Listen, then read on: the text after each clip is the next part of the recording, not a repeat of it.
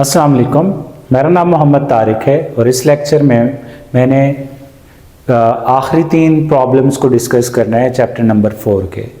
तो ये आपके पास प्रॉब्लम नंबर 5 है जो कि यहाँ पे लिखा हुआ है कि a merry man in a circus standing with his arm extended on turntable rotating with angular velocity of 10 radian per second. He brings his arm closer to his body so that his moment of inertia is reduced to 1/3 of its initial value. Find new angular velocity. तो इस question में कह रहा है कि एक Mary man जो कि एक सर्कस में किसी टर्न टेबल के ऊपर उसके हाथ ऐसे एक्सटेंडेड हैं, उसने अपने हाथों को एक्सटेंड किया हुआ है और वो उस टर्न टेबल के ऊपर रोटेट कर रहा है और उसकी जो एंगुलर वेलोसिटी है वो 10 रेडियन पर सेकंड है। फिर उसके बाद क्या करता है, he brings his arm closer to his body. फिर उसके बाद वो अपने हाथों को अपनी बॉडी के करीब लेके आता है तो उसका जो मोमेंट ऑफ इनर्शिया है वो कितना रह जाता है, 1/3 ऑफ इट्स इनिशियल वैल्यू। तो उसका जो न्यू मोमेंट ऑफ इनर्शिया बनेगा, क्योंकि आपको पता है मास डिस्ट्रीब्यूशन उसने चेंज कर दी तो मोमेंट ऑफ इनर्शिया चेंज हो जाएगा। तो उसका जो न्यू मोमेंट ऑफ इनर्शिया वो कितना है, 1/3 ऑफ इट्स इनिशियल वैल्यू। तो आपने बताना है कि उसकी एंगुलर वेलोसिटी क्या होगी। तो सबसे पहले मैं यहाँ पे डेटा लिख लेता हूँ कि मुझे गिवन क्या कुछ है। इसमें डेटा गिवन है, सबसे पहले देखें आपको गिवन है merry man standing with his arm extended. तो आर्म एक्सटेंडेड गिवन है, इस मीन इसका जो मोमेंट ऑफ इनर्शिया है, लेट्स सपोज उसका इनिशियल मोमेंट ऑफ इनर्शिया मैं उसको कह देता हूँ I1 is equal to some I के इक्वल है, ठीक है। तो इसका मोमेंट ऑफ इनर्शिया इतना आ गया, ये इनिशियल मोमेंट ऑफ इनर्शिया भी आप कह सकते हैं। और rotating with angular velocity of 10 radian per second, तो इसकी एंगुलर वेलोसिटी क्या है, ओमेगा इनिशियल या ओमेगा 1 में इसको कह देता हूँ, ये 10 रेडियंस पर सेकंड है। फिर उसके बाद अगली बात बड़े ध्यान से समझने वाली है, he brings his arm closer to his body so that his moment of inertia is reduced to 1/3। उसका मोमेंट ऑफ इनर्शिया कितना हो गया, 1/3 ऑफ इट्स इनिशियल वैल्यू। तो इसका लेट्स सपोज जो मोमेंट ऑफ इनर्शिया 2 है वो क्या बन रहा है, 1/3 1/3 ऑफ इट्स इनिशियल वैल्यू, ठीक है। तो इसका क्या हो जाता है, इनिशियल वैल्यू क्या है, इसकी I है। तो आपने क्या करना है, find new angular velocity. Let's suppose new angular velocity omega 2 है और ये हमें फाइंड आउट करनी है। तो हम अगली साइड पर चले जाते हैं, इसका सोल्यूशन लिखते हैं कि ओमेगा 2 हमें निकालना है। एंड ओमेगा 2 निकालने के लिए सोल्यूशन में आप क्या करेंगे, आपको पता है इज सोल्यूशन में आप लिखें, इसको सोल्यूशन की हेडिंग भी दे सकते हैं, आप लिखें जी as we know that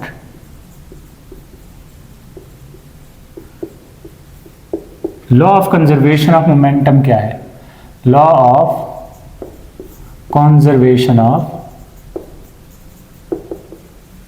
of angular momentum.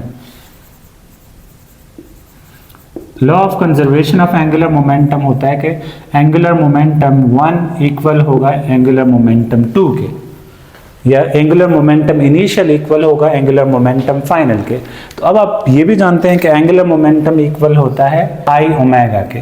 तो मैं इसकी जगह I1 ओमेगा 1 और यहाँ पे लिख लेता हूँ I2 ओमेगा 2 लिख लेता हूँ। अब यहाँ पे ये तमाम वैल्यूज आपको यहाँ पे गिवन है, तो आप ये वैल्यूज यहाँ पे सब्स्टिट्यूट करो। I1 की जगह आप I पुट कर लो, ओमेगा 1 कितना है, ओमेगा 1 की वैल्यू 10 रेडियंस पर सेकंड है और I2 की वैल्यू है 1/3 I1 या I इनिशियल जो कि I है, ओमेगा 2 हमें फाइंड आउट करना है।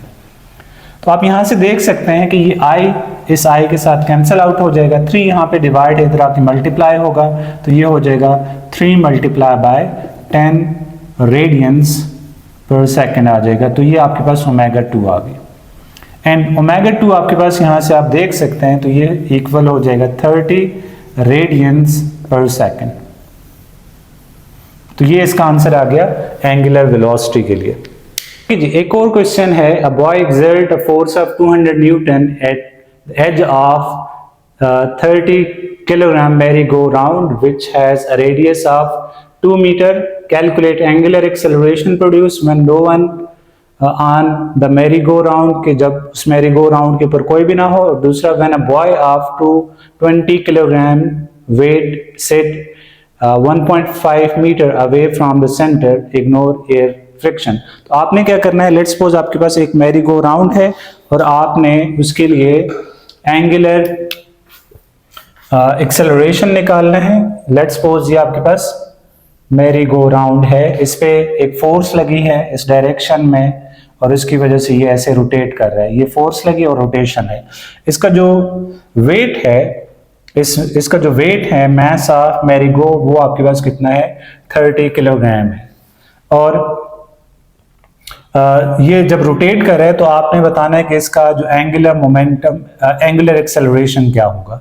फिर उसके बाद इसके सेंटर से 1.5 मीटर के डिस्टेंस पे एक बॉय बैठता है जिसका मास होता है 20 किलोग्राम। उस सूरत में भी आपने क्या करना है, इसका एंगुलर एक्सेलरेशन निकालना है। तो हम इसका सबसे पहले डेटा लिख लेते हैं कि डेटा हमें क्या कुछ गिवन है। तो इसके डेटा कुछ इस तरह से है, मास ऑफ मैरी गो, मैं इसको मास ऑफ मैरी गो को m कर लेता हूं, ये इक्वल है 30 किलोग्राम।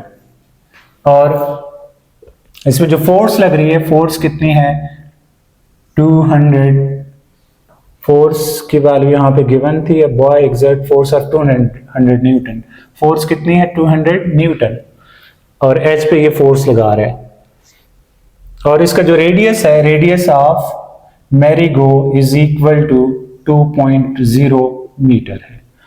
आपने कैलकुलेट करनी है एंगुलर वेलोसिटी, एंगुलर एक्सेलरेशन। पहले केस के लिए एंगुलर, ए केस है जी, angular acceleration alpha is equal to question mark when no one is on merry go round. तो आपने एंगुलर एक्सेलरेशन निकालना है। तो इसके सोल्यूशन के लिए पहले का हम सोल्यूशन कर लेते हैं। तो आप कहेंगे is we know that torque equal होता है आई अल्फा के, टॉर्क इक्वल होता है आई अल्फा के। बट आपके पास टॉर्क यहां पे है नहीं, तो आपको ये भी पता है टॉर्क इक्वल होता है आर क्रॉस एफ के। तो आप इन दोनों को कंपेयर कर लो, इसको इक्वेशन 1 और इसको इक्वेशन 2 कहते हैं। तो इन दोनों को कंपेयर किया तो आपके पास इक्वल हो जाएगा I alpha is equal to R F. अब अल्फा, यहां से हमें अल्फा चाहिए तो आई इधर डिवाइड हो जाएगा, तो alpha is equal to R F divided by I हो जाएगा। तो अब देखिए यहाँ पे जो मैरी गो राउंड है, ये आपके पास एक डिस्क नमा है। तो डिस्क का जो मोमेंट ऑफ इनर्शिया होता है वो 1/2 mr² के इक्वल होता है। तो आप इसका अगर मोमेंट ऑफ इनर्शिया की वैल्यू यहाँ पे पुट करो, आर एफ डिवाइडेड बाय, क्योंकि ये डिस्क जब रोटेट हो रही होती है, इसका मोमेंट ऑफ इनर्शिया 1/2 mr² के इक्वल हो जाएगा। तो अब यहाँ पे देखें, ये 2 यहाँ पे थर्ड प्लेस से फर्स्ट प्लेस पे जाएगा, तो इसकी वैल्यू यहाँ पे मैं इसको कर लेता हूँ। अल्फा की वैल्यू हो जाएगी 2rf डिवाइडेड बाय mr²। इस r और इस r में कोई फर्क नहीं है, आप इसको चाहें तो कैपिटल R या इसको, चलें सारे को हम स्मॉल r में लिख लेते हैं। ये भी स्मॉल r है, यहाँ पे भी हम इसको स्मॉल r कर देते हैं, कोई फर्क नहीं पड़ता इससे, r²। तो एक r के साथ कट जाएगा, alpha is equal to 2f divided by mr हो जाएगा। तो इसमें वैल्यूज पुट कर दो, alpha is equal to 2 into force की वैल्यू 200 न्यूटन्स, मास की value, mass of merry go is 30 and radius कितना है इसका 2 आ जाएगा। तो ये 2 के साथ कट जाएगा और यहां से आप अल्फा के लिए वैल्यू निकाल सकते हैं। अगर आप इसको डिवाइड कर दें 6 पॉइंट समथिंग, इसका आंसर आएगा 20 डिवाइडेड बाय 3, 6.67।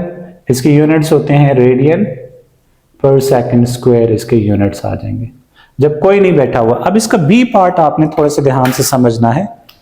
ये इसका ए पार्ट था, when no one is on the merry go, तो ये हो गया। When a boy having mass of 20 kg weight set at 1.5 metre away from the centre. तो अब इस केस में क्या है, एक बॉय है जो कि इस मैरी गो के ऊपर बैठता है, जिसका इनिशियली मास कितना है 30 किलोग्राम है, और ये बॉय कहां पे बैठता है, ये 1.5 मीटर की डिस्टेंस पे बैठता है from the axis of rotation. और ये डिस्क अभी भी रोटेट हो रही है विद इनिशियल फोर्स जो कि 200 न्यूटन थी। तो अब इस दौरान आपने बताना है कि इसका एंगुलर एक्सेलरेशन क्या होगा।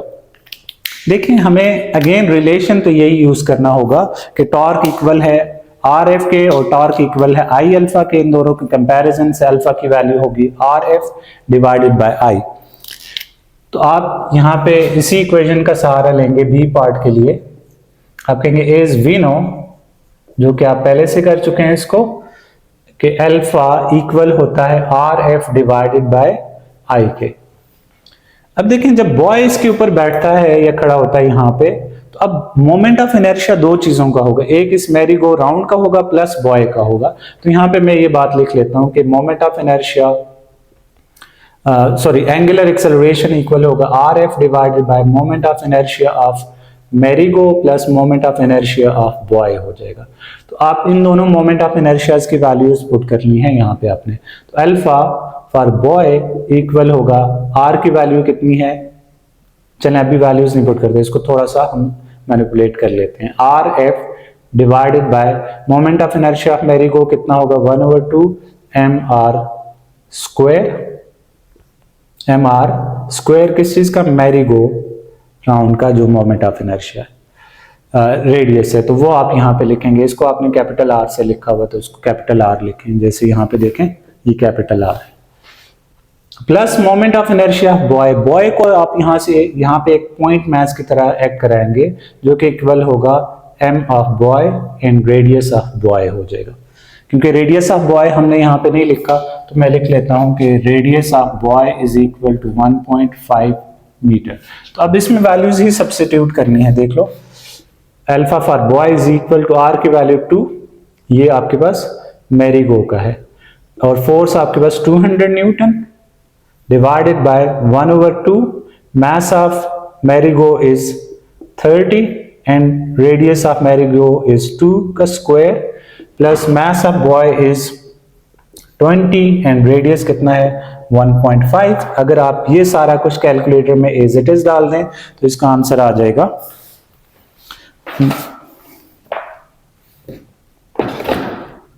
3.8 रेडियंस पर सेकेंड स्क्वायर इस एंगुलर एक्सेलरेशन की वैल्यू आएगी। इसके बाद मैं इसको रेज कर लेता हूं। ओके जी, लास्ट न्यूमेरिकल है, इसमें कह रहा है कि a wheel shape space station provides an artificial gravity of 5 metre per second square to its inhabitants if it has diameter of 100 meter, find its angular speed in revolutions per minute। तो आपके पास यहाँ पे जो data given है उसको मैं यहाँ पे सबसे पहले लिख लेता हूँ। देखें यहाँ पे एक व्हील शेप स्पेस स्टेशन है, इमेजिन ये आपके पास इस तरह का व्हील शेप स्पेस स्टेशन है। इसमें जो g की वैल्यू है, ग्रेविटेशनल एक्सेलरेशन की वैल्यू है, वो कहा गया है कि 5.00 मीटर पर सेकंड स्क्वायर है, और इसका जो डायमीटर गिवन है, diameter is equal to 100 metre है। आपने क्या फाइंड करना है, इस एंगुलर स्पीड फाइंड करनी है इन रेवोल्यूशंस पर मिनट। तो अब देखें यहाँ पे डायमीटर गिवन है तो आप इसको रेडियस में कन्वर्ट कर सकते हैं। तो इसका जो रेडियस होगा, रेडियस इक्वल होता है डायमीटर डिवाइडेड बाय 2, तो ये हो जाएगा 100 divided by 2 is equal to 50 metres इसका रेडियस हो जाएगा। And you have to find angular velocity, you have to find angular speed in revolution per second. Omega की वैल्यू आपने फाइंड करनी है इन रिवोल्यूशंस पर सेकंड। तो सबसे पहले आपको ये पता होना चाहिए कि जो एंगुलर वेलोसिटी है फॉर, या फिर आपने फ्रीक्वेंसी के लिए रिलेशन देखा होगा कि as we know that f equal होता है 1/2 pi under root of, f is equal to 2 pi under root g divided by r होता है। और यहां पे आप देखें कि ये 2 पाई यहाँ पे डिवाइड है, इधर आके मल्टीप्लाई हो जाएगा, तो ये हो जाएगा 2 pi f is equal to under root g divided by r। And ये 2 पाई f जो होता है ये एंगुलर वेलोसिटी के इक्वल होता है। Omega is equal to g divided by r हो जाएगा। तो इसमें वैल्यूज पुट कर दो। g की वैल्यू कितनी है, यहाँ पे देखें इस स्पेस स्टेशन की जो जी की वैल्यू है वो आपके पास 5 मीटर पर सेकंड है, तो इसकी जगह 5 पुट किया और आर की जगह 50, तो ओमेगा की वैल्यू आ जाएगी 1/10 अंडर द रूट, एंड इसकी जो भी वैल्यू आती है वो आपके पास रेडियंस पर सेकंड में आएगी। तो इसको मैं देख लेता हूं कैलकुलेटर से। तो इसका आंसर आता है under root of 1/10 is equal to omega is equal to 0.316 radian per second. ये आपका आंसर नहीं है, क्यों? क्योंकि उन्होंने कहा है कि आपने आरपीएम में रेवोल्यूशन पर मिनट में आपने इसकी वैल्यू निकालनी है। तो हमें यहाँ पे जो रेडियंस हैं इसको रेवोल्यूशन में और सेकंड को मिनट्स में कन्वर्ट करना पड़ेगा। तो मैं इसको इक्वेशन नंबर ए कह देता हूँ। तो आप लिखेंगे एज वी नो, क्या आप जानते हैं 1 रेडियन या 1 रेवोल्यूशन इक्वल होता है 2 पाई रेडियन के। अगर आप रेडियन की वैल्यू निकालना चाहते हैं 2 पाई इधर आके डिवाइड हो जाएगा, 1/2 पाई रेवोल्यूशन इक्वल हो जाएगा 1 रेडियन के। आप रेडियन की जगह ये वैल्यू यहां पे पुट करेंगे, लेकिन हमें सेकंड को भी मिनट में कन्वर्ट करना है। तो आपको ये भी पता है कि 1 मिनट इक्वल होता है 60 सेकंड के, और 1 सेकंड इक्वल हो जाएगा 1/60 मिनट के। तो ये दो वैल्यूज आप इक्वेशन ए में पुट कर लें, तो equation A implies that omega is equal to 0.316 multiply by radian की जगह आप क्या पुट करेंगे 1/2 पाई रेवोल्यूशंस, एंड सेकंड जो कि डिनोमिनेटर में है 1 सेकंड देखें यहाँ पे पावर माइनस है, तो इसमें ये डिनोमिनेटर में है, तो आप डिनोमिनेटर में आप लिखेंगे 1/60 मिनट लिख लेंगे। तो अब देखिए ये 60 यहाँ पे थर्ड प्लेस से फर्स्ट प्लेस पे चला जाएगा, तो ओमेगा की वैल्यू हो जाएगी 0.316 multiply bye 60 divided by 2 pi, and अब यहाँ पे देखें आपके पास क्या बचेगा रेवोल्यूशन पर मिनट। तो ये आपके पास आरपीएम आ गया। तो अगर आप इसको कैलकुलेटर में डाल देते हैं तो इसका आंसर तकरीबन राउंड ऑफ करने के बाद 3 रेवोल्यूशंस पर मिनट आ जाता है। तो ये आपका फाइनल आंसर है। तो इस तरह से आपके ये चैप्टर के न्यूमेरिकल्स भी फिनिश हो गए। नेक्स्ट लेक्चर में इंशाल्लाह हमने देखने हैं इसके कंसेप्चुअल या शॉर्ट क्वेश्चंस को, और आपने इन न्यूमेरिकल्स को बार बार प्रैक्टिस करना है। ये इंपॉर्टेंट न्यूमेरिकल हैं, इनमें से बोर्ड एग्जाम में भी आपसे पूछे जा सकते हैं। अगली वीडियो तक अल्लाह हाफिज।